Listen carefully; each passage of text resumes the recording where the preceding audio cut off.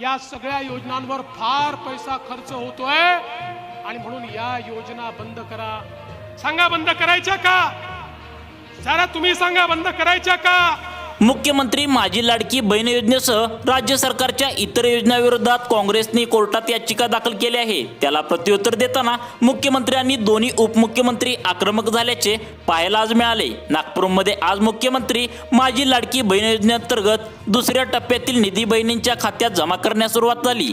यावेळी मुख्यमंत्री एकनाथ शिंदे, उपमुख्यमंत्री देवेंद्र फडणवीस, अजित पवार, केंद्रीय मंत्री नितीन गडकरी आणि आदित्य तटकरे उपस्थित होते। बघा पुढे काय झालं। या ठिकाणी कागद घेऊन आलो आहे।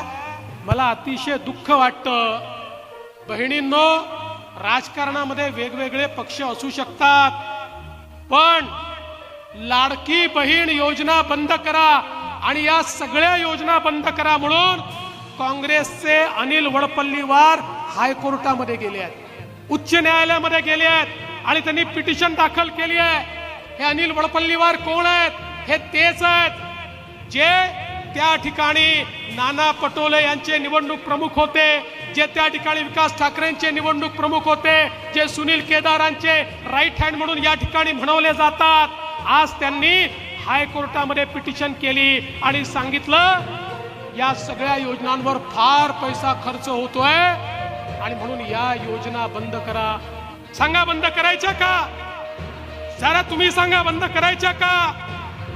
या योजना बंद नाही करायच्या, पण हे लोक या ठिकाणी कोर्टात गेल्यात। पण माझ्या बहिणींनो, तुम्हाला एक गोष्ट सांगतो, आमच्या मुख्यमंत्र्यांच्या उपस्थितीमध्ये जोपर्यंत तुमचा देवा भाऊ या ठिकाणी आहे, अरे हायकोर्टामध्ये मोठ्यात मोठा वकील उभा करू, आम्हाला या राखीची आण आहे। काही झालं तरी या योजनेवर स्थगिती येऊ देणार नाही, त्याकरता प्रयत्नांची शर्त करून आम्ही त्या ठिकाणी हायकोर्टामध्ये केस लढवू।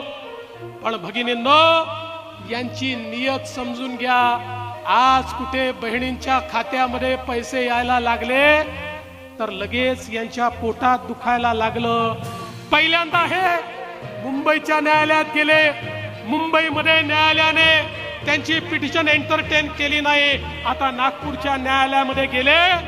यांची नियत काय आहे हे आपण सगळ्यांनी समजून घेतलं पाहिजे आणि म्हणून आज या निमित्ताने मी आपल्याला सांगू इच्छितो, हा जो मुख्यमंत्री महोदयांच्या नेतृत्वात सक्षमीकरणाचा कार्यक्रम आपण हातामध्ये घेतलाय, कारण आपल्या देशाचे प्रधानमंत्री माननीय मोदीजी सांगतात, जोपर्यंत आमच्या महिलांना समाजाच्या आणि अर्थव्यवस्थेच्या मुख्य धारेमध्ये आपण आणणार नाही, तोपर्यंत भारत विकसित होऊ शकत नाही।